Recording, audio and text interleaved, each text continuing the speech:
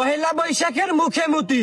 ছোটরা আমার ভিডিও দিয়ে একটু দূরে সরে যাও, আমার মুখের ভাষা মোটে ভালো না। এই মালটারে আমি জবের দিয়ে দেখতেছি এর মোতার বড় প্রবণতা। এখন আবার পয়লা বৈশাখের মুখেও নাকি মুতিছে। আগে ইন্ডিয়ার মুখে মুতিছে, IPL এর মুখে মুতিছে, T20 ওয়ার্ল্ড কাপের মুখে মুতিছে।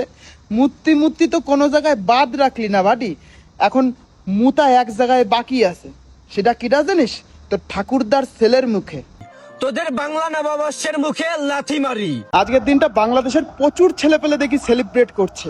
এই ভিডিওটা ঠিক তাদেরই জন্য, একটু বেশি করে শেয়ার করে দেন যাতে আমার এই ভিডিওটা তাদের সামনে যায় আর পাটকেমানদের কুয়াশা দিয়ে যেন এই পাঁচশোদের সেটাটা চলতে পারে।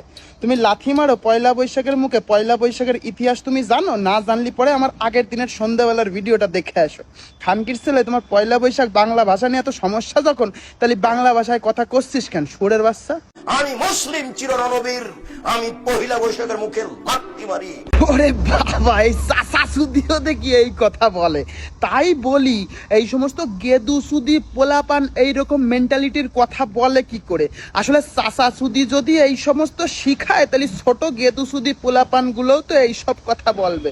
কসম আল্লাহ, যারা পহেলা বৈশাখ পালন করার জন্য পাঞ্জাবি জামা বানাবি, জাহান্নামী জাহান্নামী জাহান্নামী জাহান্নামী। এসো হে বৈশাখ আমার অন্তরে, তোরে লয়া বাজবো বাসা ওই আকাশে